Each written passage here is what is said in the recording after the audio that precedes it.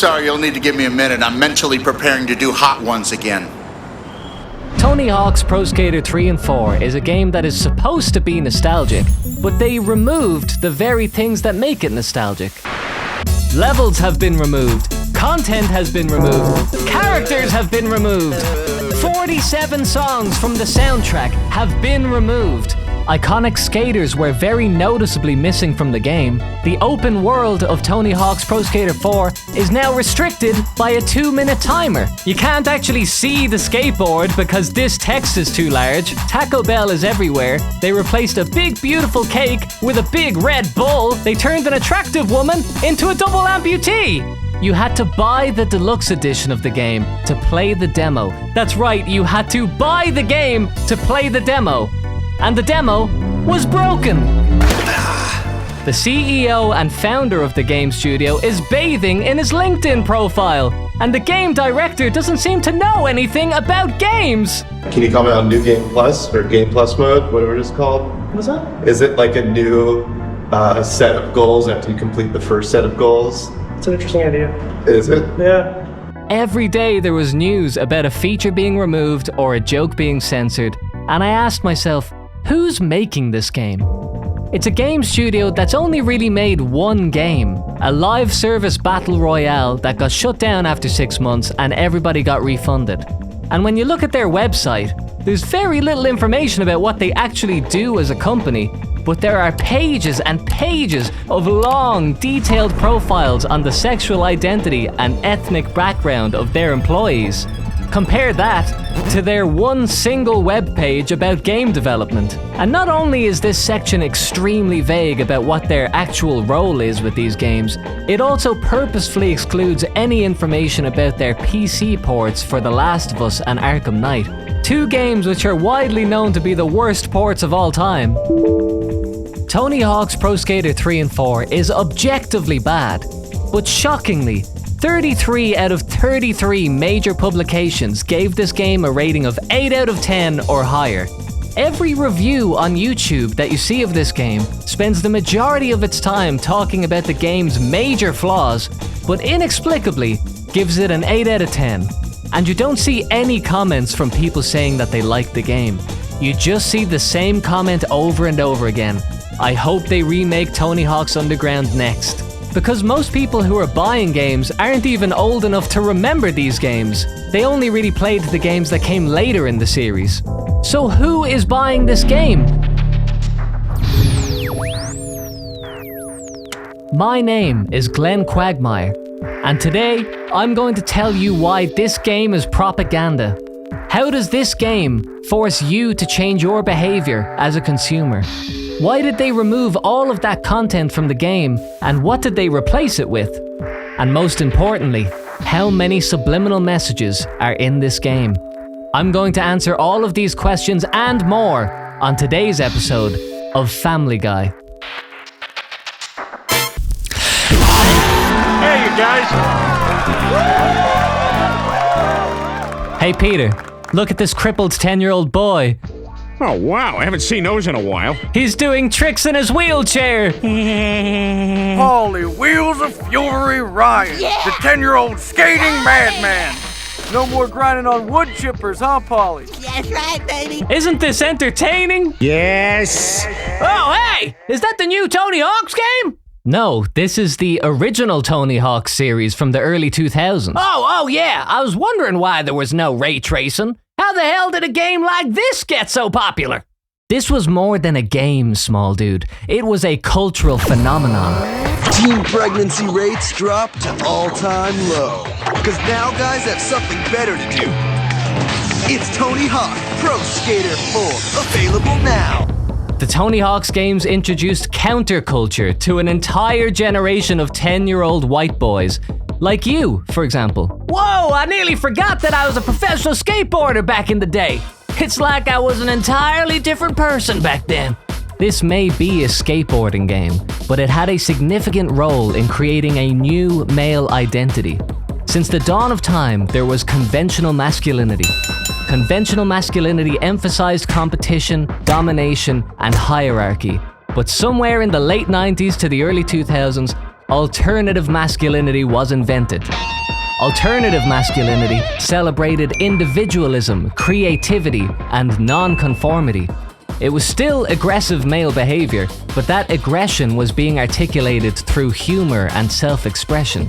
84% of skaters were male, so it was undeniably a male-dominated interest. But it's not just skate culture that shaped this alternative male identity. Popular media of this era as a whole was challenging traditional male archetypes. Masculinity was still masculine, but there was an emotional aspect to it more than just a physical aspect. This truly was a time when the freaks and geeks of society took control. This was a time for nerds with attitude. This is the real NWA. These games were an original concept created by a passionate team of artists. You can see it in the menu design. You can see it in the stylization of text, the characters. I mean, look at how many characters they include in one game. It's not an obligation to create. They clearly just have an abundance of ideas. The environments, the gameplay, the sound design. None of that existed until these developers created it. There was no skateboarding games, and then there was. That's what makes these games more than just a tech demo. It's an artistic accomplishment. So we're playing these games on the PS2, not because it has the best technology available, but because it has soul.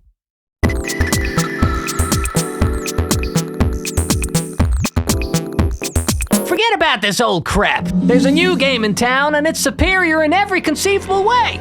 Tony Hawk's Remastered is in 4K and it got a 9 out of 10 rating on IGN, so that's how you know that it's good. Whoa. Oh, here it comes. Okay, looks good, looks good. Wow, that looks pretty bad. What are you talking about, Peter? It's in 4K. Yeah, I think Peter's trying to say that it looks bad because it doesn't look fun.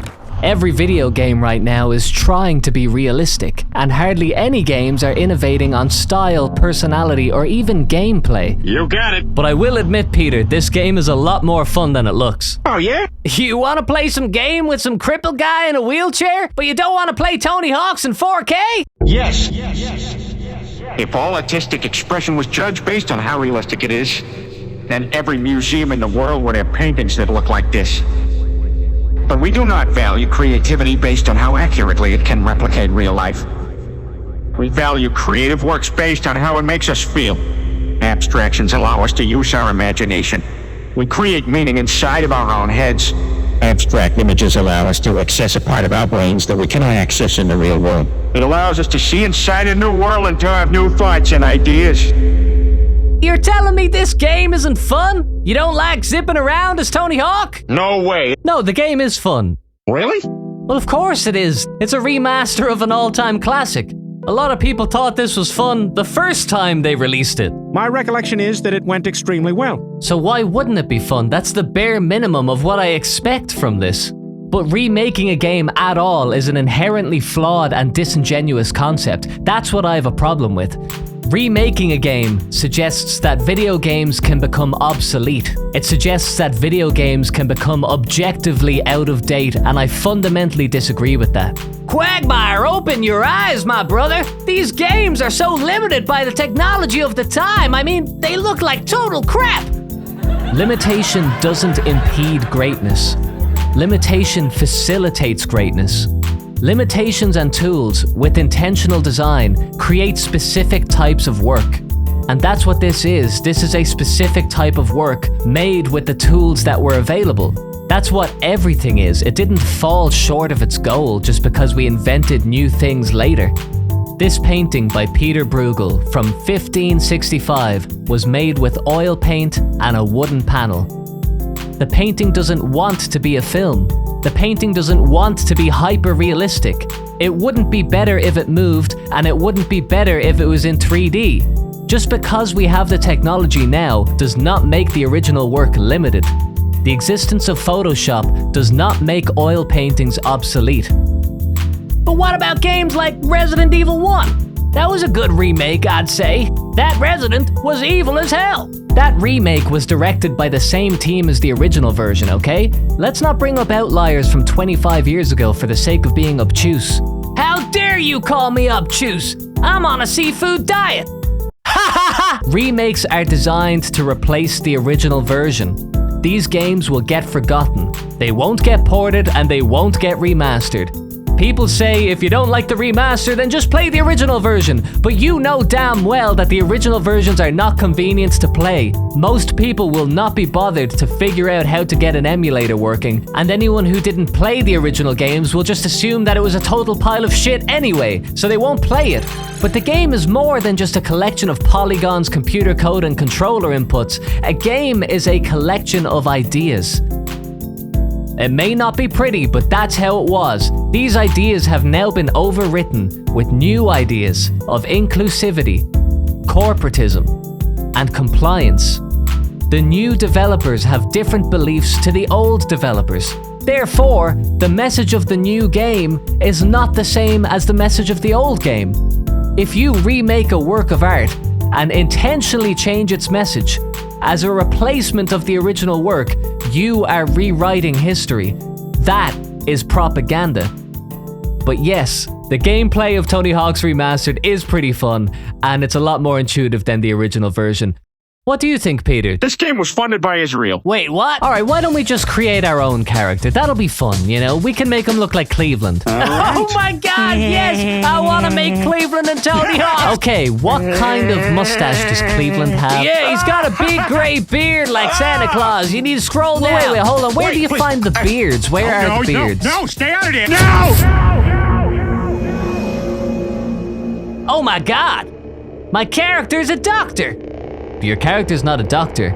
This is modern gaming's idea of a funny joke. A joke? It's not a joke. It's a sick and twisted Easter egg created by Dr. Anthony Fauci. Call it a joke, call it an Easter egg, whatever you want to call it. This is something that the developers put in so that you would see it and you'd go, oh, how fun! What the hell is fun about this? It just reminds me of that time where everybody died.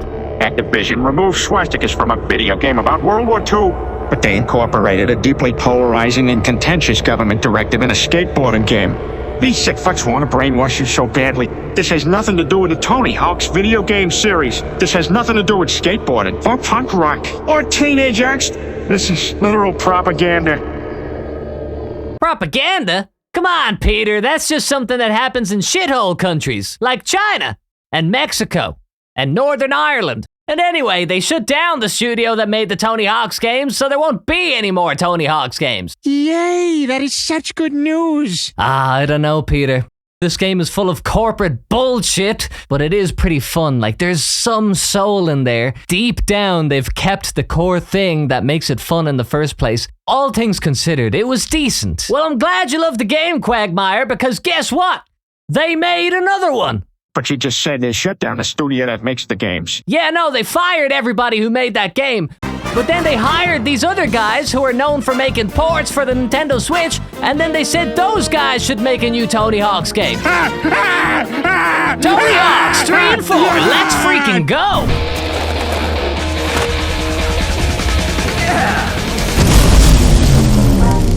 It's exactly like the original game, except better, because it's in 4K, and it has crazy characters. Does it have crazy characters? Okay, let's have a look at these characters then. We have all the classic skaters here, I see. Tony Hawk. Jamie Thomas. Rodney Mullen. Bam Margera. No, he's not him. You got Chloe Covell, the 15-year-old whiz kid. Nora Vasconcelos. Oh, it's gone. Well, Zion Wright. He's a black guy. That's pretty cool. Tyshawn Jones, black guy number 2. And keep him coming, I say. Nyjah Houston. Not sure what he is. Asian, maybe? Marjeline, well, that was definitely Asian. Oh my god. Oh, Lettuce Buffer. Back to the women again. These skaters are all included based on merit, by the way. Ordraline, you can tell by his rainbow t-shirt and his mouth gesture that this guy's definitely French. Oh, Quagmire, wait until you see this. Oh my god! He's a skateboarder with no legs! What did I tell you? Tony Hawk still has that twisted sense of humor. That's not supposed to be funny. Oh, they know what they're doing. They know. It is wild that they didn't include Bam Margera, but they did get a guy with no legs. Do I want the noob? Or do I want a skateboarder with no legs? Are you serious? You can't decide between me and a skateboarder with no legs. You want some of me? I like that. He's fired up. Okay, so you're not impressed with Activision. I get that.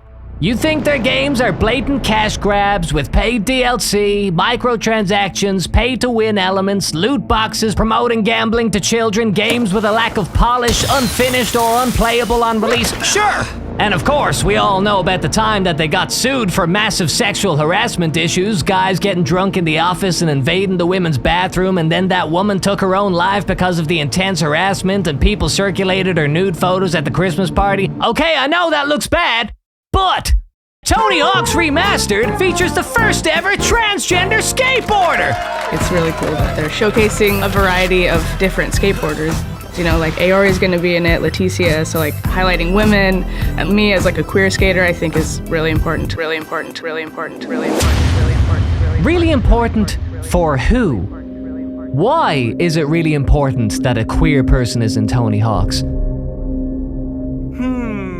So you're telling me that Activision, a company who merrily turns children into gambling addicts, exploits its customer base, and violates women sexually, they are your ally? You share the same values? Or are you both just self-interested parties who can mutually benefit from each other's influence, taking advantage of your abused customers to get more money for yourselves? Am I being cynical? Is it crazy to say that? Maybe I am crazy. V505. Sergeant, the train has left the station. Private, I don't pay you to stand there looking pretty. Yes, sir, Captain, sir. Stand up. I don't know what I've been told. I don't know what I've been told. Transsexuals in video games is not normal. Hey, cut that out. Transgenders are people too. Yeah, I agree. They are people. Yeah, they're people. Oh, okay. I just thought you were being transphobic there for a brief moment, because you alluded to some sort of dissonance with the inclusion of transsexuals in this fun video game. Is it fun to have transgenders in this game? It is for them. Yeah, but what about for me? What do you mean? Why would that be fun for me? I fail to see the relevance of what you're saying. What if I wanted the game to be decidedly for men? Dear gamers, we regret to inform you that Tony Hawk's original version was decidedly for men! This game features a woman, but this game also features a woman in her underpants!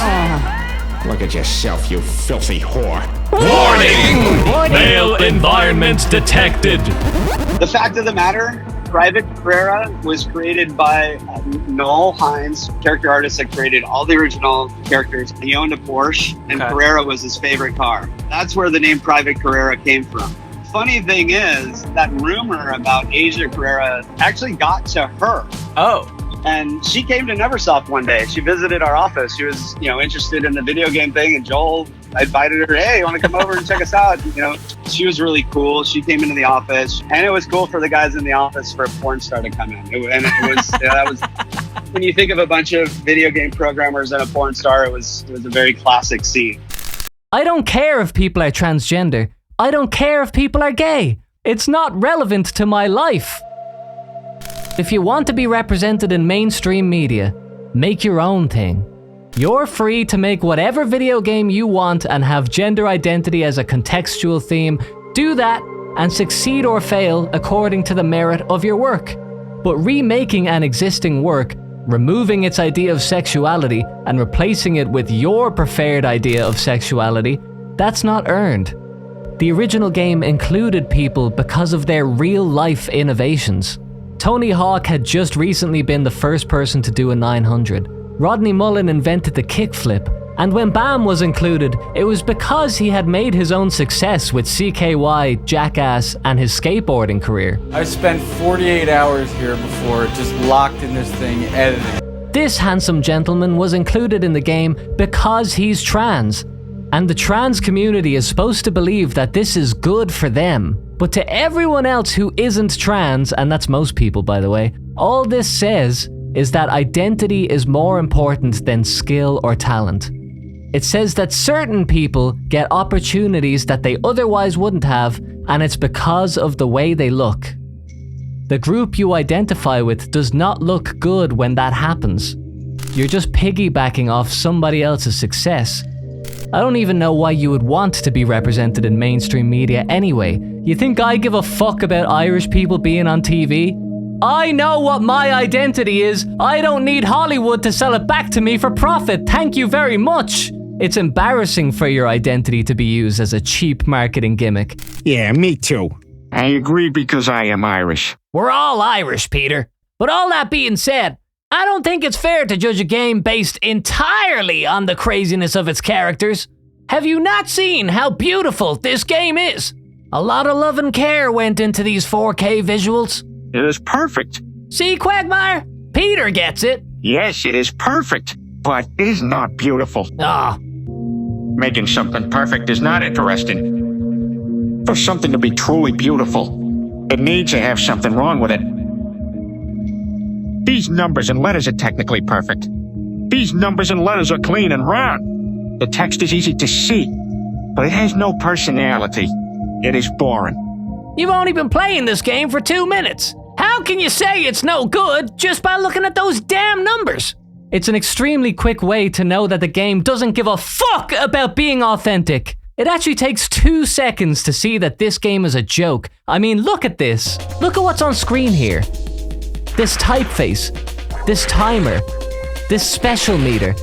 Actually look at it. Who likes this? I get that most people will tolerate this, but you will not find anyone who actively prefers it, because this is corporate design. It's not creative expression. In Tony Hawk's Pro Skater 3, when you bail, your combo goes red and it falls off the screen. This has gravity to it, this has weight. They're not just literally telling you it's bad, they make you feel like it's bad. That was 25 years ago, and somehow that technology's just gone. We can't do that anymore, there's not enough money in the budget. I think people are fooled into thinking that this is quote-unquote good because it looks like it's optimized, it looks like it's efficient, it looks like everything works properly and you're gonna get your money's worth because look how sleek and professional the design is. But art isn't professionalism, art isn't optimization or efficiency. We want an artist to make us feel something. What if I told you that this is my computer? Okay. And this is what my folder pathway looks like for this video. Cool. What do my folder structures say about me and who I am as a person? It says you are a very organized person. You're not offended, are you? No. Nah, of course you're not. No way. Who would be offended by optimization and efficiency? Yeah. Now, what if I told you this is my computer? Oh. Every digital file I have is on this 32 gigabyte USB stick. I have no backups, and this is my folder pathway. Now, this may not make a lot of sense to you because this is a cryptic puzzle that only I know the answer to. These folder names are based on characters from an animated web series that I've created inside my own mind. The subfolders correspond to my perception of what the characters' thoughts are, and I create new folders every 15 minutes because Fox TV channels are keylogging my computer, and the most recent folder contains files for this video. What does that say about me? It says a lot. Yep. These 2 pathways lead to the exact same information. They're both just storage containers for files. The only thing that's changed is the names of the folders. But it feels different. They feel like 2 different worlds. That is the power of presentation, and the people who make this game, they know that that is a powerful tool that you can use, and they deliberately choose not to do it. Tony Hawk's Pro Skater 4 had custom typefaces which were bold, which matched the identity of the game. They blended readability with style. They were dynamic. The text actually moved and was alive, instead of just lying flat on the screen like the dead, soulless default nothingness that this is. Dead, lifeless nothingness. Video games, skateboarding, and URW type foundry typefaces. Corporate S font. Oh, the corporate S font is so nice in my Tony Hawk skateboarding punk rock game. Holy crap! Who could think of such a horrible thing? They are making you accept the bare minimum of quality and to thank them for providing it to you. These games are conditioning you to accept that modernity is inevitable. They want you to accept that the world is going to be the way they want it to be. with all due respect, you sound like a totally insane retard right now. You know that I have a deep psychological fear of subliminal messages, and it sounds like you're telling me that video games contain subliminal messages. I have something to tell you. I'm not quite sure how to say this. Come on, Peter, spit it out. You are living through the largest psychological experiment in human history. Oh no! Let me give you a minute to absorb that. How the hell could video games be a psychological experiment? I thought it was just a harmless bit of fun that I do for 100 hours a week. In the year 2002, video games were a small industry. They were not taken seriously. Today, it is the most popular entertainment in the world. The video game industry is more profitable than the music industry and the film industry combined. Cinema has been used to promote political agendas since its inception. It's easy to understand how effectively a film can promote political and social concepts. But people struggle to understand how video games can do the exact same thing. Listen, I understand that if you flash words on screen really fast, you can make people smoke cigarettes and drink beer. That makes sense. But this guy over here is talking about being brainwashed by the stylization of text. Why? Does it matter what font they use in Tony Hawk's? It matters because it's objectively wrong.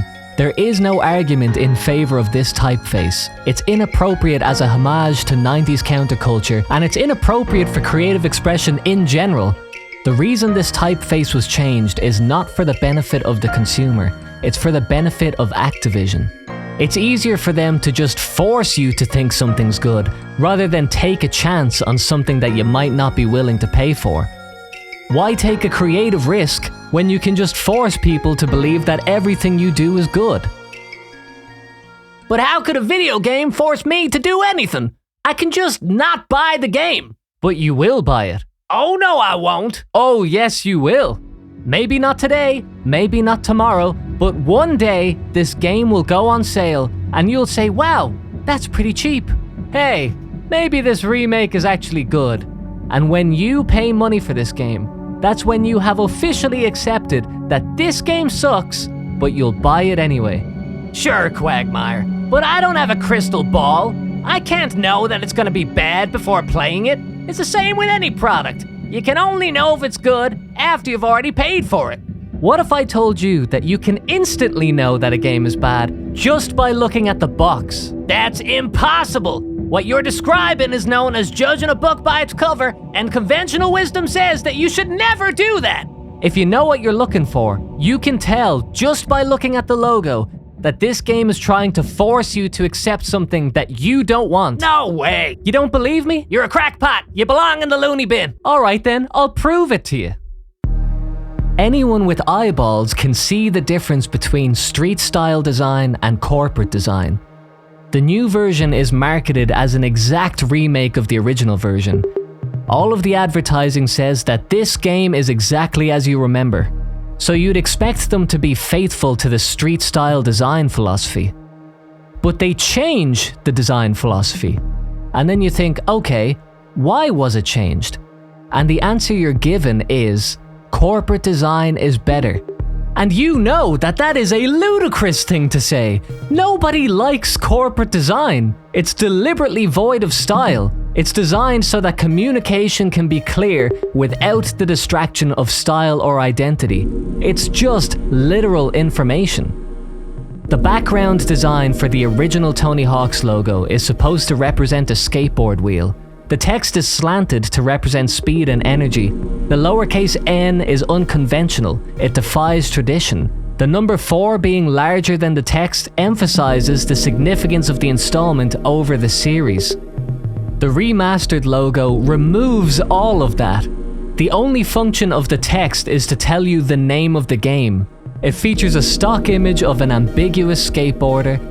The N in Tony was capitalized to make it more conventional. The installment numbers are the same size as the rest of the text. And somehow we're supposed to believe that the remastered version is exactly the same as the original version. It can't be exactly the same, but also different. It can't be a classic game that's also modern, with edgy humor, but also political correctness. And yet, you're told that you are wrong. You're told over and over again, the game is right. The game is a perfect remake. and the game is worth $70. Rapscallion! Enjoy my pretties. But can I pick up the seeds? Ah. My bird seed. This is the greatest day of my life! I don't think they're friendly, dude. What the? Ah! Get him off me! Bird attack! Bird war!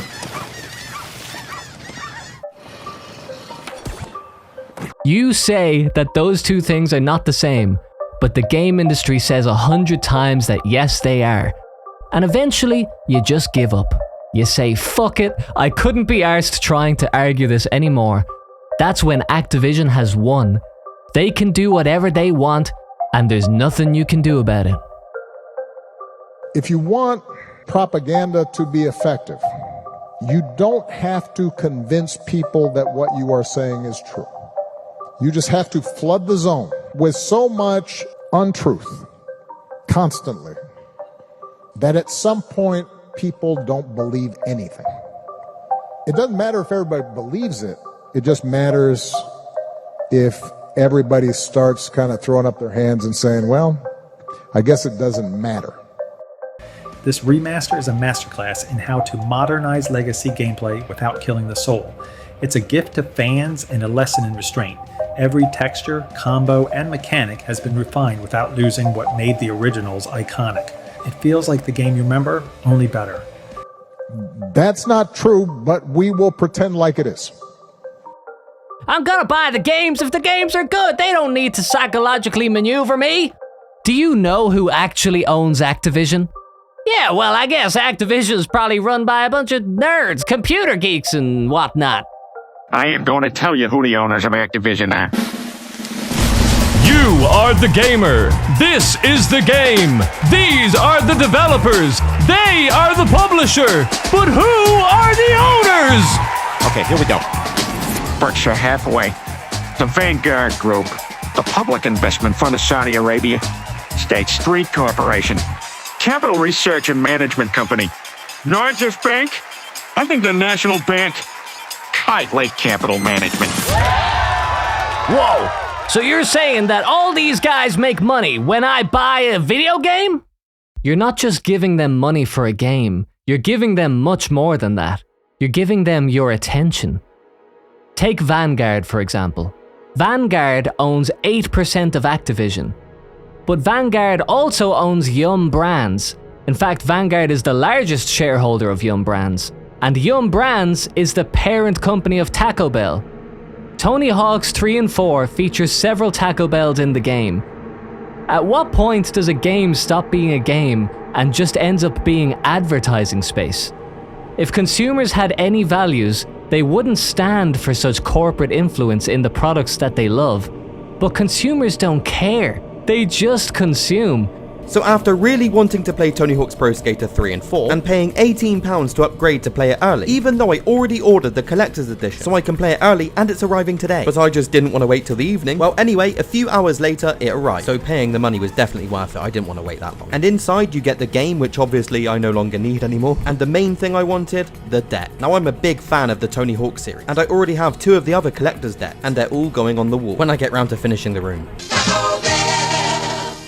Did you know that Tony Hawk was a massive Taco Bell fan? That's not true, but we will pretend like it is. That is a picture of Tony Hawk in the 90s in a Taco Bell. He has not aged one day. He has not aged one day. So we got with Tony and the Activision team and we said, hey, he's going to launch his new Tony Hawk's Pro Skater game this summer. I think it's only right that we put a Taco Bell in Tony Hawk's Pro Skater. Did you know that Tony Hawk was a massive Taco Bell fan? Are professional athletes generally massive fans of junk food? And is it normal for them to promote junk food to an audience of mostly children? Not for money, but because they just love it? Is that what professional athletes do? I had to look this up, and yeah, Tony does not love Taco Bell. He once lost everything and lived off Taco Bell for $5 a day. Tony Hawk was a massive Taco Bell fan. Now remember, Tony bought his first home when he was 17 years old. I'm 28 and I live in my grandmother's house, so I don't feel too bad for Tony eating Taco Bell. But listen, he sold one of his houses and he refinanced the other, and he was grand. I think it's only right that we put a Taco Bell in Tony Hawk's Pro Skater. So when you go out and get a new Tony Hawk Pro Skater game later this summer, that's right, you can do an ollie, a kick flip, a 50-50 grind on a Taco Bell. You can get some exclusive Taco Bell merch. That is a deck with nacho fries on it, okay? So go out, get Tony Hawk Pro Skater, and skate on the Taco Bell that's in the game. I agree with you that subliminal advertisements are evil. But I was just watching you play Tony Hawk's on the PS2, and there was a McDonald's in the background. Well, okay, so... see, I stumped you. Well, at least that was an original game. It's not a remake that put a McDonald's in where there wasn't one before. I so got you. You're speechless. I'm not speechless. I'm talking right now. You have no response. Well, I'm formulating a response. I'm in the process of formulating it. Okay. There's a lot of advertisements in this crazy world. I get it. But if there's one thing that we can be thankful for, if there's one shining beam of radiant light in this dark world, it's Jack Black dressed up as a policeman. Oh my God!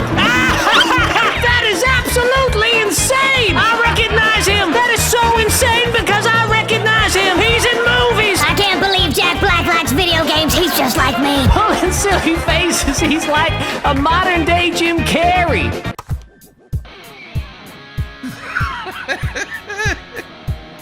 Oh shit. That is awesome. Vote Officer Dick. I'm on your side. Okay, so is he a police officer or is he a politician? Cop, politician, what's the difference? He's corrupt is what he is. Don't get me started on corruption. I'll kill your ass, you get me started on that. Well, no, they're not the same thing. Yeah, they're pretty interchangeable, I'd say. Man, it's easy to say a politician is corrupt. That's the most socially acceptable take of all time. But what about cops? Are cops corrupt? I'd like to know what Iron Galaxy thinks about this. You can't bring back a white American policeman called Officer Dick and not include subtext. I think he's just a guy who looks like a cop, but he's actually an educated diplomat. It symbolizes how our perceptions are shaped by the clothes that people wear. Hey, that's pretty genius. The original joke was that it's a policeman and he's a dick. Haha, fuck the cops because cops stop skaters from skateboarding. But now it's just Jack Black in a costume.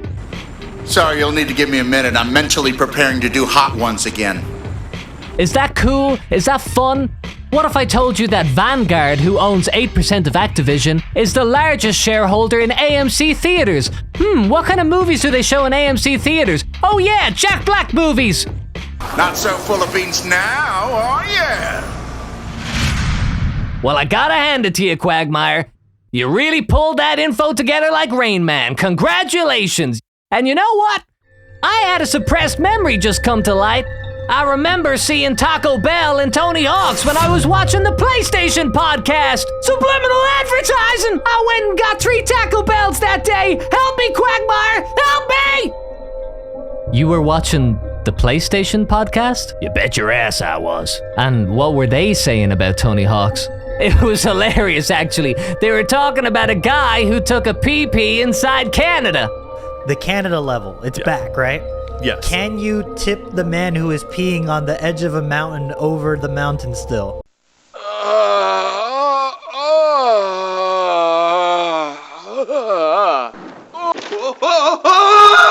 In the remake, that's a dude who's trying to take pictures of you. That's not true. That's a dude who's trying to take pictures of you. Oh, they changed it from a peeing person to a photographer. Yeah. Interesting. Oh, they changed it from a peeing person to a photographer. Yeah.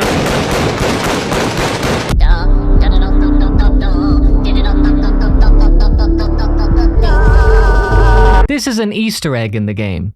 A Guitar Hero box in a trash can. Guitar Hero was also made by Neversoft, so I guess Iron Galaxy are saying that Guitar Hero is bold and brash. I'm a funny guy. I get comedy. It's just a joke.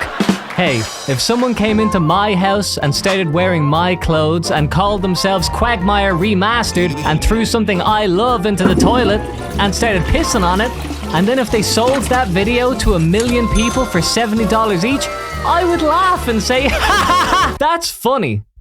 But then, Iron Galaxy actually posted on Reddit and said that this actually was intended to be an insult to Neversoft. They're conducting an investigation and they will remove the offensive joke immediately. They are spineless little pussies with no ideas and no conviction. I want to see the faces of the people who made this game. I want to know what they look like.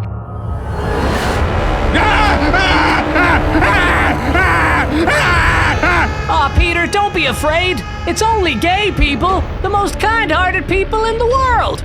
You are a gay person. I'm not gay, and don't you ever say that again, you fat son of a... I'm just kidding, Peter. I just don't understand why this whole conspiracy around gay people's happening. Why you gotta hyperfixate on a person's sexual? Can't you just ignore homosexuals and stop being maniacally obsessed with them? All they want is to be left alone. They're just trying to fly under the radar, but you're out here noticing them. Stop noticing them! Do you think it's just a coincidence that this many people involved with the game are gay, trans, or an ethnic minority? Have you ever considered that maybe there's a significant overlap of men who love video games and men who love to suck cock? I don't think second cock should be a criteria for getting a job at a game studio. This episode of Family Guy is brought to you by IronGalaxyStudios.com. If you navigate to the dedicated DEIA section of our website, you can learn more about what we do here at Iron Galaxy Studios. We have big, organic, and natural smiles. Remember when this awesome game came out? Server crashes, game crashes, textures far too texturous, an all-consuming void, frame rate problems, screen tear problems, getting too swole, getting underneath the map. We've served as consultants to help our partners prepare for launch. I don't get it. Why are they confessing? They're not confessing. They're bragging. Hi, my name is Claire. I use she, her, and they, them pronouns. I am the executive assistant to our two co-CEOs. My favorite food is chicken nuggets. We play chess! We conducted an interview with ourselves! We asked ourselves, what improvements would you like to see in the games industry? Not just in games, but everywhere. I'm excited to see more acceptance of the full rainbow of genders and sexualities. I'm super happy to see more representation these days. More recognition of our community and representation in the games that get funded. I would love to see the industry as a whole become more proactive about queer issues. The internet is an extremely volatile and nasty place, and harassment campaigns are terrifying ways that angry groups of people can ruin the lives of developers. I would like to see a broader representation of gender identities. I would like to see the games industry be proactive in educating their staff about the beauty in gender identity. The game is fun. And to create game content that represents LGBTQ+. If it's not fun, why bother? Much less of the boys club mentality that still exists in older circles. Where's the fun? Yeah, to wrap it up, I was going to say Iron Galaxy does a really good job of giving people a chance. So apply with this. If you don't have experience, a lot of us came with no actual formal experience. Hey, wait a minute. If you don't have experience, apply with this. A lot of us came with no actual experience.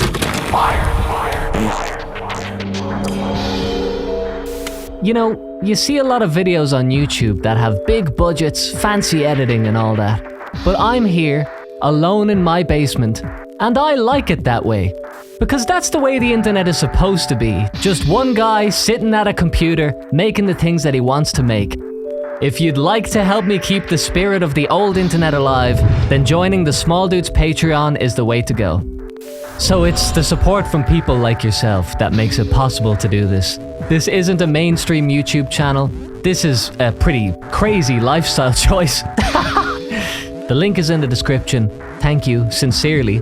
And without further ado, we're gonna hear from the CEO of Iron Galaxy. She's gonna tell us all about what her game studio actually does. Miss Blasco, I'm going to ask you this one more time. How does Iron Galaxy make money? We make video games. Do you though? Do you make video games? Because I made a comprehensive list of every video game you've ever made, and it ain't a long list. Racketeer. So this is an Xbox Kinect motion sensor gimmick game.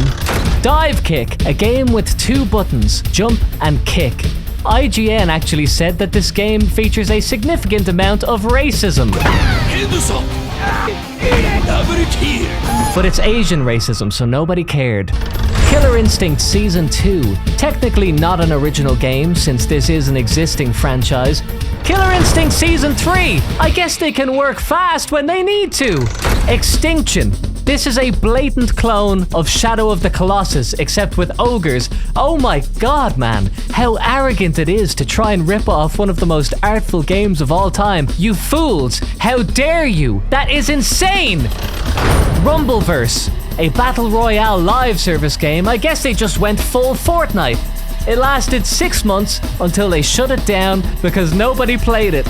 They had to refund all of the money that they made. Wow, no money was made on this. Most studios would go out of business with a loss like that on a project that took 6 years, but not Iron Galaxy, because their company doesn't actually need to make money. They get paid through private equity. We have seen significant growth actually in 2020. We're over 350 people, but 145 people were just added this year. And so we've seen significant growth. We actually just went through a transaction as well. So we have a large investment from a private equity firm. Their games get funded by a private investor. Private investors who nobody knows about. And that's why they get to remake Tony Hawk's Pro Skater 3 and 4. They don't even need to make this game because the game engine was already developed for Tony Hawk's Pro Skater 1 and 2, and the actual content of the game was created by Neversoft back in 2002. So all they have to do is recreate the game in high definition. That's it. That's literally the extent of what is expected from them. $50 for the base game. $70 for 2 extra characters. We create personalized web pages for our employees who are gay, a woman, an immigrant, a gay woman, a woman immigrant, or a gay immigrant. Sometimes we categorize our employees into distinct groups based on their ethnicity, and that's not racist. This is Michael. Hello, Michael. Michael is our lead sound designer. This is his state-of-the-art workstation. Please. Take a moment to soak in the expensive atmosphere of our professional sound studio. Oh, this is such a cool place to be, especially when you compare it to the puny workstations of any amateur YouTuber. Oh my god! What a shithole! You could never get any meaningful work done here, no way! It is not an appropriate facility for creating professional audio. The sound studio of Iron Galaxy. Oh yes! This is where multi-million-dollar video games are made! So much nicer. I'm sure you've all read Michael's webpage on irongalaxy.com. I don't need to rehash the details of his favorite movies, his dream holiday destination, and childhood memories, but did you know Michael enjoys the hobby of cooking? Now, when it comes to cheeses for the carbonara, you probably missed this awesome video because it's unlisted and only has 59 views. But this video features professional camera equipment, lighting fixtures, and a professional audio edit. Oh, and hi, welcome to the Chef's Kiss.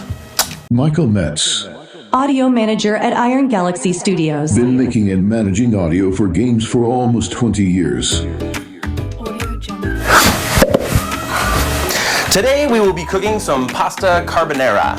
I'm not very good at rolling my R's. Some people say carbonara. Yes, it's a wonderful pasta dish, very creamy pasta dish. He has helped ship over 10 titles such as America's Army, True Soldiers. Watch for hostiles! Okay, let's move to the next rally point. Family Guy, the video game.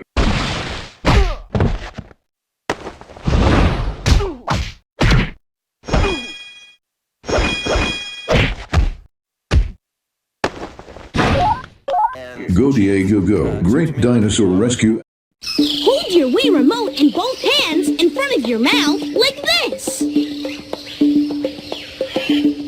Now move your head up and down. And Harvey Birdman, attorney at law. Really a meal meant to be eaten right away.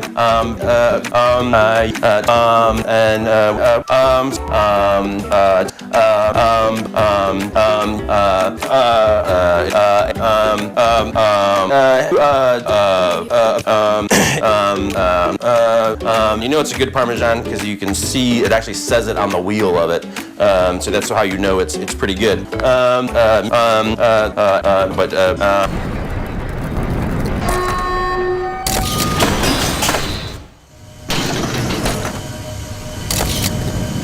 Watch the sparks!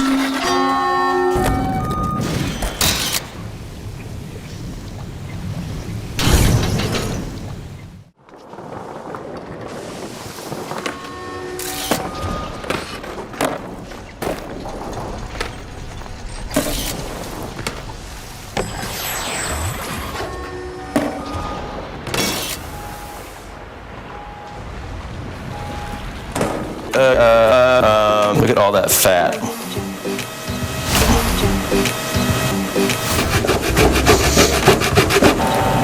I had the great pleasure of working with Mike for over 5 years. Mike is a very talented audio and video designer. Hello and welcome to Top Chef. Hello and welcome to Bottom Chef. He also has a technically advanced understanding of both hardware and software capabilities.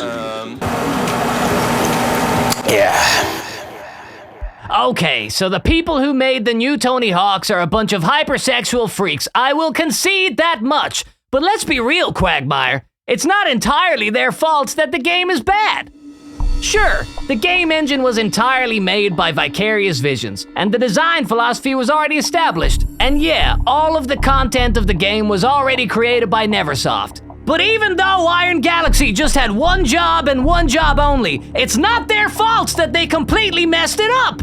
They probably wanted to make a good game, but they just had unreasonable demands from their evil overlords, the big bosses, the men in suits. Iron Galaxy are good people who had no choice but to make a bad game. Fact. No, you can't just say fact and that makes it true. Well, like, I that's just not... did, so no, believe it or no, not, it wait, just wait. happened. So you're saying that Iron Galaxy is not evil. That's right. Iron Galaxy just works for an evil company. Correctamundo. So they're completely innocent. Oh my and God, no, wait! Oh, I just realized something. They work for the evil overlords. That makes them henchmen. Oh God, I hate henchmen. Oh, no way, I've changed my mind. That just ain't right. I would never work for a company that profits on wasting people's lives with bad content. Never! If I ever get a paycheck from a big red company that produces low quality content, I'm gonna go around the back of this house with a big brown rope and I'm gonna swing like George from the jungle. Calm down. Okay, sorry. They're not just henchmen. They want to create propaganda. There was a mission in Tony Hawk's 3 where you have to impress attractive ladies. Look at how sexy they are. I want to have sex with them, even though they only exist on my PlayStation. I am imagining they were real, and I am imagining that they are in my bedroom. But they changed the mission, because all the people who work at the game studio are very ugly. They're jealous of the sexy ladies. Oh yeah, I know that mission. They actually changed it to something much better. Wait until you see this, Quagmire. Instead of impressing the girls, you impress the skaters. So if you do some tricks over here, look who's watching. Look, it's the skateboarder with no legs. Oh my God, he's back and he's watching you. That is genius. I can't believe this is real. Again, they include this guy, but not one of the most iconic skateboarders of all time. Iron Galaxy could not afford to get Bam Margera in Tony Hawk's Pro Skater. We just couldn't do it. There wasn't enough time, there wasn't enough money. We know he was in Tony Hawk's Pro Skater 3, and Pro Skater 4, and Underground 1, and Underground 2, and Tony Hawk's American Wasteland, and Project 8, and Proving Ground, but we made no efforts to include him in this game. And that's the way it was gonna be, until every Tony Hawk's fan in the world went online and said, no career mode plus no Bam Margera equals no buy. Fast forward, Tony Hawk's game. You just recently got back into that. I heard through the grapevine that there was a deadline for the video game and it was already too late. You just happened to call Tony? I think he called. He was like, look, we're putting Bam in the game. They're like, but the deadline, I don't care. You're making a later deadline. Whatever it is, you're making it happen. Wow. Bam Margera is in the game! We changed our mind at the last minute and now Bam is in the game! Wow! Now you have to buy it! He is a secret skater. You will have to complete arbitrary tasks to unlock him. But he's in there! So it was always possible to include him in the game, but coincidentally it was only when people boycotted the game that he got added. And then they tried to gaslight you into thinking that it was their intention the whole time. A potentially major omission from Tony Hawk's Pro Skater 3 and 4 had fans worried. Would Activision really leave one of the series' most beloved skaters behind? Nope. Yes, you would do that, because you literally were going to do that. And now, people will buy the game. They put Bam Margera in the game, but they still didn't include career mode. They fixed that too. Oh, yeah? Yeah, because when all these insatiable gamers started complaining that there's no open world, they added an option to change the timer from 2 minutes to 60 minutes. So you can play the game at your own leisurely pace. All that says to me is that they have no confidence in what they've made. The 2-minute timer is their justification for having less stuff. The levels have to be 2 minutes so they can hide how much content has been removed, but people want to have infinite time because that's the way the game is supposed to be. So a 60-minute timer is an arbitrary middle ground that allows them to look like they're giving you what you want, while technically being able to say that it's not an open world, therefore it can't be compared to the original. And ultimately, they just resort to straight up false advertising by saying, who says there's no career mode?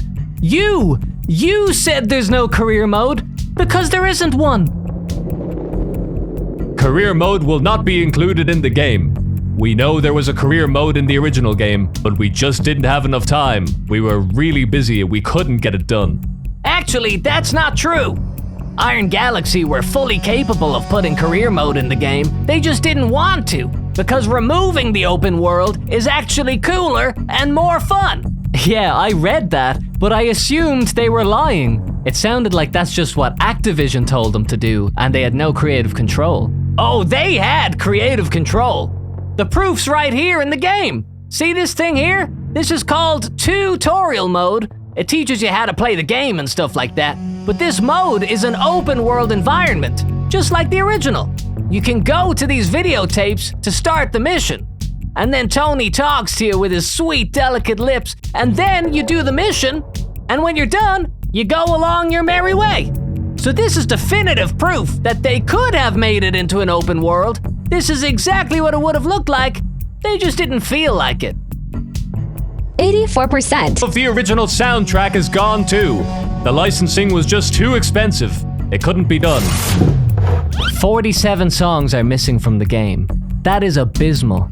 Tony Hawk said that it's because he wants to introduce new music to his young and impressionable fans. The soundtrack has always been a cornerstone to the series. How do you balance the classic nostalgia of the soundtrack as well as giving the opportunity to new artists? Just what I think is fits and what I'm interested in. Let's keep it fresh. And also here's help discovering other music.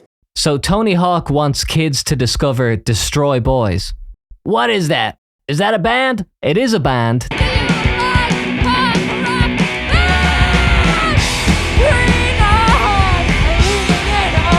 And if a kid is playing this game and he hears Destroy Boys and he looks them up on YouTube, the first song you'll see is a song about wanting to be a boy. Is this what Tony Hawk listens to? Oh, how inappropriate. He wants us to hear this instead of the original soundtrack? Not necessarily. Tony is a fair man, because Tony also said if you don't want to listen to the new music, you can just listen to Spotify instead. So, just fire it up on your streaming service if you're so inclined. Well, I guess it's my fault for expecting the music to be in the game. No way, Quagmire! That's your responsibility now! There's this vague rumor going around that all these songs were missing because of licensing issues. The issue is, somebody is selling something and they don't want to buy it. If you want to license a song, why don't you just, pay the price that it costs to license it? Don't be so naive, Quagmire. Whatever price these greedy musicians are charging for their music is probably too much. They make enough money as it is. Well, what about the fact that Alien Ant Farm said themselves that they would like to be in the game, but nobody contacted them? Is it a bummer that we weren't invited or they didn't include us? Absolutely. And when Tony Hawk was asked about this, he didn't say that there was licensing issues. I wasn't zeroing in on them per se. It was more that we're trying to make room for new acts and new songs as well, and not everything makes the cut. And Tony specifically says that he personally has a significant role in choosing the music. I did manage to throw a couple of bands in there that I was stoked, like Fontaine DC, Idols, an old one, X-Ray Specs. X-Ray Specs? You probably haven't heard of X-Ray Specs. You might be under the impression that this is an up-and-coming punk band who deserves a shot in the spotlight. No, it's a black feminist from the 1970s.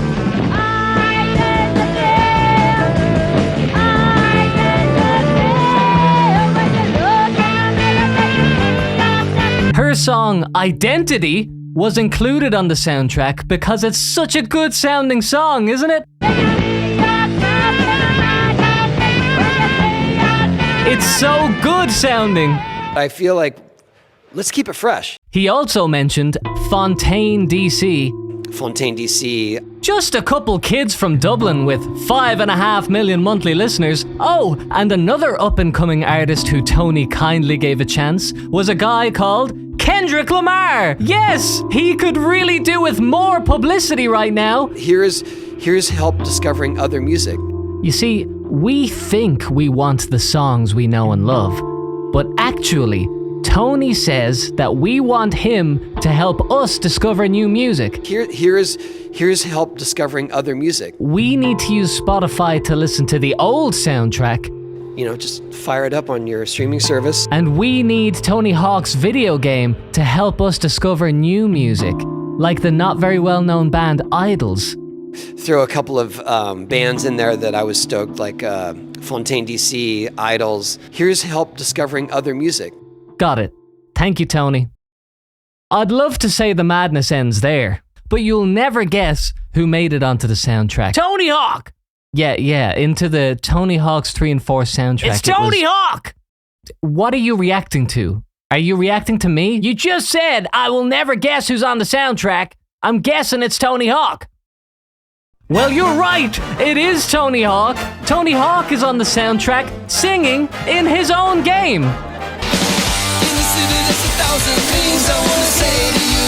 Good for him. He's put in a lot of work over the years developing skateboard games. It's about time he kicks his feet up and sings a song for everybody. Oh yeah? Da-da-da-da-da. You know he's just a salesman. Da-da-da-da-da-da-da-da. His name is on the box. He didn't make the game. What? The guy who's in charge of making this Tony Hawk game has never actually made a game before. He doesn't seem to know much about the Tony Hawk's games, and he doesn't seem to know much about games in general. So ladies and gentlemen, I'm excited to introduce to you the game director of Tony Hawk's Pro Skater 3 and 4, Kurt Tillman! He has helped design over 3 different games, including Dora the Explorer, Dora Saves the Crystal Kingdom. Dora, look how green the grass is behind us. Maybe that's because we have the green crystal now? And Ni Hao Kai Lan Super Game Day.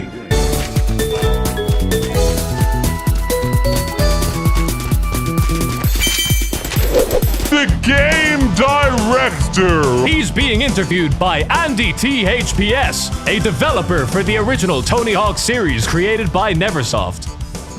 Mostly what I want to know about is online. Is there going to be a set custom and go to custom restart feature that was in the old ones? Do you remember what that was? In the older games, you could select if you wanted to play 2v2, 4v3, or like, is there any sort of team play? No. Okay. What about online server browser? Not at this point. Okay. What's a new thing that you're going to talk about, or that you can talk about as of today, or like the past week? Is there anything new that you want to like? What about? Can you comment on Mike Vallely? Mike. I can't. He's not in the game. Okay. Can you comment on New Game Plus or Game Plus mode, whatever it's called? What's that? Is it like a new set of goals after you complete the first set of goals? It's an interesting idea. Is it? Yeah. Combo letters? That also an interesting idea. Okay. Yeah. Man, I'm trying to see if there's anything else, but definitely if there's something that y'all want to support, like something that you're happy or excited to share about that I'm not thinking of. Can you mute certain people? Sure can. You turn it down? You can block them, absolutely. Okay. Report them? Report them for sure. Oh, huge. Yeah. IronGalaxyStudios.com. Wow. I looked at that information about a game studio, and I didn't hear a single word about making video games. These are the people who got a gay woman into a Tony Hawk's game. That's pretty funny, but also very important. You know the original Tony Hawk's games already had a gay woman. Rodney Mullen? No, Alyssa Steamer. Who the hell is that? It's a queer woman who's been in the game since the first one. I haven't been only gay. I've been hetero. I've been this, that, and the other. You know what I mean? Whoa! How come I didn't know about this? This is really important. You didn't know about it because it wasn't advertised. Can you imagine if they advertised the game back then the way they advertise it now? The coolest game of 1999 has just arrived, and it's a really fun game. But more importantly, it features Alyssa Steamer, a queer skater who is in the game. She's a woman and she's not straight. And that's okay. Come and marvel at the fact that she's in the game. It's 1999. Now available on Nintendo 64 and Game Boy Color.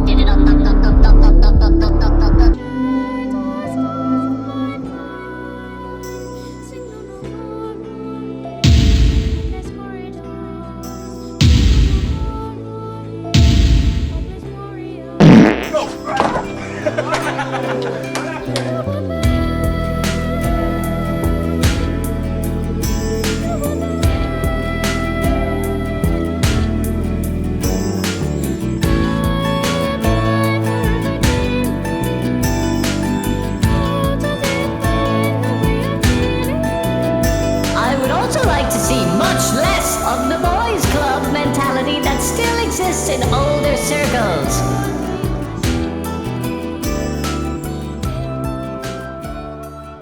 Can you imagine if games companies were obsessed with making good games instead of being obsessed with normalizing homosexuality? I think it's hilarious to imagine a bunch of gay guys frolicking around an office wearing dresses and gossiping about the latest dildo. But I'm not so narrow-minded to think that this is some great big conspiracy to normalize gayness. Gay people are perfectly comfortable with their place in society. They know as well as anybody that being straight is normal, and being gay is an abstraction of the usual. If being gay were the usual, it would be counterintuitive to the survival of our species. Everybody knows that.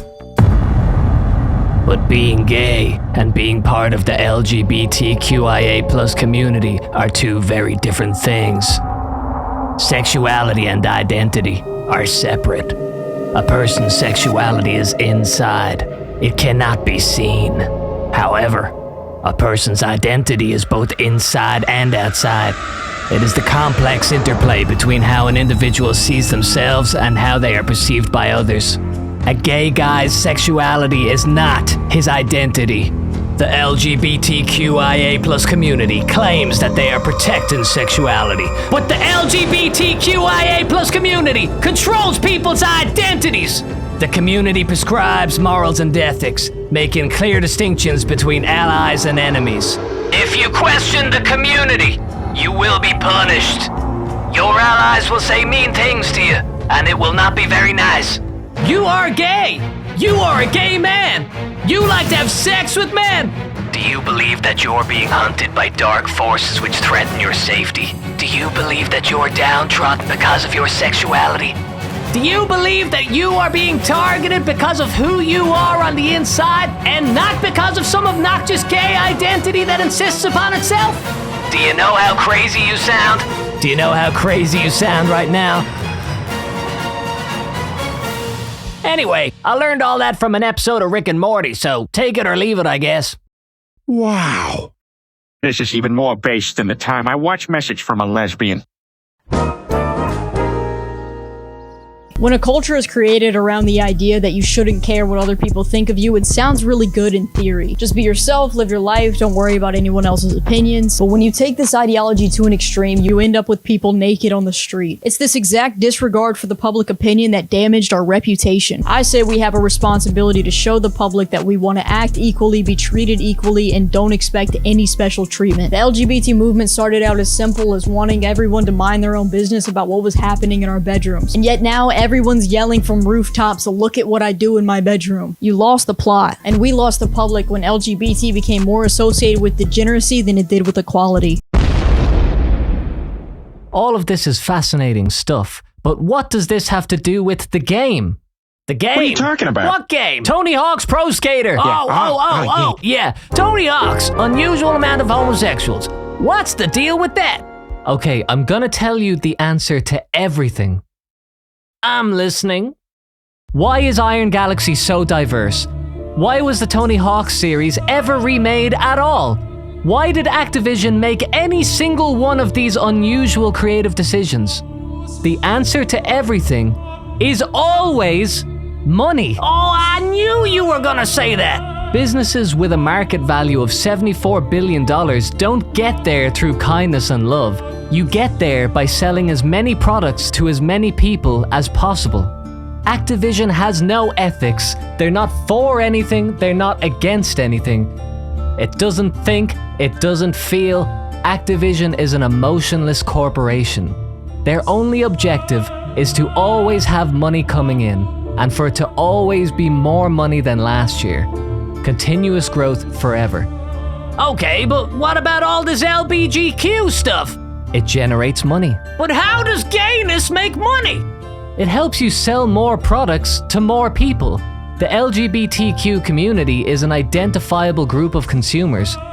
Represent them in your products and you've got more consumers. If Iron Galaxy didn't promote their equal rights employment, all they would have to be judged by is their terrible, terrible track record, and they would be out of business years ago. We're over 350 people, but 145 people were just added this year. We actually just went through a transaction as well, so we have a large investment from a private equity firm. Games publishers want you to think that diversity is always good, because if diversity is always good, and their games are always diverse, then their games are always good. The people with money in this world don't care about artistic achievements. They have no interest in financing a wacky, subversive piece of art. The people with money want to force consumers to eat shit and to thank them for providing it. The reason Iron Galaxy has 20 web pages about the sexual orientation of their employees, that's because they don't want to be seen as a game studio. They want to be seen as an equal rights employer. They emphasize their diversity because they want investors to know that they are not artists. They won't have any crazy ideas when it comes to making games. Iron Galaxy is cooperative and fully committed to lowering the standards of games. Publishers and their investors do not care about good customer experiences. They don't gather around the boardroom and say, oh, you know what? The fans are really gonna love this one. They just want your money. If selling games requires you to tap into the collective consciousness and create art that speaks to people on a deep level, you can't be certain that you'll get that right every time. And more so, you can't continue to make every product better than the last one forever. But you can force people to think that your games are always good. That way, you can reliably create infinite products without needing to take risks. You know, you say all of this stuff as if it's been proven by scientists, but it hasn't been proven by scientists. So how am I supposed to know if this is true? And that also makes me think, if this is true, then how come I've never heard about this on the news? They're talking about it on the news right now. Family Guy News Network. Hello, my name is Tom Tucker, and this is breaking news! So there's this company, right? And it's called BlackRock, and it's worth over $151 billion. That's a lot of money, right? So basically, what happens is BlackRock owns a lot of companies, and if the companies don't do what BlackRock says, then BlackRock stops giving them money. Family Guy News Network. Okay, ladies and gentlemen, we're now going live to Larry Fink, the owner of BlackRock, and I think we should all have a good listen to what he has to say. Family Guy. You now make a point of that's an investment criteria for you. Well, behaviors are going to have to change, and this is one thing we're asking companies. You have to force behaviors, and at BlackRock we are forcing behaviors. 54% of the incoming class are women. We added 4 more points in terms of diverse employment this year, and what we are doing internally is if you don't achieve these levels of impact, your compensation could be impacted. Okay, we're doing the same thing. And so it's just you have to force behaviors, and if you don't force behaviors, whether it's gender or race or just any way you want to say the composition of your team, you're going to be impacted, and that's not recruiting, it is development, as Ken said. We're going to have to force change. News Network. Now we're gonna go to a press release from Orange Galaxy Studios. Orange Galaxy Studios spoke to the newspapers because the CEO wanted to say this one specific thing. Through a focus on our people and DEIA, we are proud that we have successfully enhanced our diversity figures. Okay, so we're gonna go back now to Larry Fink, the owner of BlackRock. At BlackRock, we are forcing behaviors, whether it's gender or race or just any way you want to say the composition of your team. If you don't achieve these levels of impact, your compensation could be impacted, okay? And now, we're gonna read that statement again from Orange Galaxy. We are proud that we have successfully enhanced our diversity figures. And now, back to Larry Fink. We added 4 more points in terms of diverse employment this year. If you don't achieve these levels, you're going to be impacted. That's an investment criteria for you. Well, that's about it for the news today.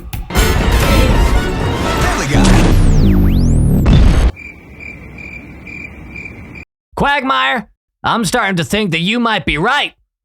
I can see now the insidious profit-driven incentive structures for mass-producing corporate products. It's all just a numbers game. It's the essence of late-stage capitalism. But hey, I'm just hoping they remake Tony Hawk's Underground 1 and 2. I know they didn't get it right this time, but if we give them another chance, they might remake the games that we're actually old enough to remember. You are the reason we cannot have nice things. You are blinded by nostalgia. Maybe I am maniacally obsessed with the past. Or maybe I'm just an emotionally sensitive guy. Maybe I want to spend my life having positive thoughts. I get that, small dude. But you can be critical and still enjoy things. I would say that you get a deeper sense of satisfaction when you do find great things. Being critical does not mean you're a hater. It just means you have an informed opinion. I am not critical because I am unhappy. I am critical because I know ways in which things could be better. Yeah, but you guys who notice the badness in things only seem to be happy every now and then. I want to be happy all the time, every single day. Is that really so much to ask? Is that so unreasonable? Yes. That is unreasonable. Well, if I can't be happy every second of every day, then what's the point in living at all? Look, I'm aware of the unimaginable evil that goes on in our world, but I still see beautiful things. A team working together towards a unified vision is beautiful. Designing a system of controller inputs that entertains people for years, that's crazy, man. And there will be more happiness in the world if more people know about great art and more people know how to create it. That's why it's so important to have great works out there that are accessible for people, that people can see, so that they can see it and be inspired to make other great things. Everything that exists now is inspired by the thing that came before it. It's all building on top of each other. You want to be inspired by things that are exceptional, because that's the level that you work towards. That's the bar that you set for yourself. Put the time into learning the rules, and eventually you earn the right to break the rules. That's when you can create something new that features your personality and your unique style. You have to work for it. Art is a conversation that's been evolving for thousands of years, and it's up to you to figure out how to contribute meaningfully to that conversation. That's why I think every remake is an artistic disaster. Remakes don't have an original idea, they're creatively redundant, and they're not even competently made. The people responsible for this product are not masters of the craft, and they don't respect the craft. And because this is what's being pushed out there, young people now are going to see this, and that's going to be their standard. They're not even going to know what the original standard was. That does nothing for the progression of the medium. It doesn't inspire people. It does not create new masters of the craft. And if this does inspire people, that's an even bigger tragedy.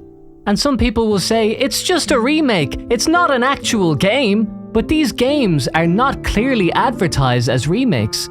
The artwork just has the original game's title in full. It doesn't say remake. You can easily play this without ever knowing there's another version. People who defend remakes will often say it's about the technology. But only a fool thinks that technology determines great output. Everyone has access to a pen and paper, but few people can write a classic novel. It's not about the technology, it's about the person using it. The brilliance of these games is that they created a fully realized idea, an idea that resonated with tens of millions of people despite having so-called outdated technology. The shame of this modern remake is that they can't even come close to that level of creative success, despite having so-called advanced technology. Forbes magazine reviewed the new Tony Hawk's game, and I think their conclusion says it all. Don't think, just play. True that, fellas, true that. All right, I am hungry. How about we order some Taco Bell and watch the Minecraft movie? What do you say, guys? Come on, let's freaking go. Let's freaking do this thing. Did you not listen to a single word that we said? Honestly, no. That's it for today's episode of Family Guy. I hope you enjoyed. Thank you to the patrons for supporting this channel. If you want to support this channel, please head over to Patreon. It helps a lot. And I will see you in the next one. Good day, sir!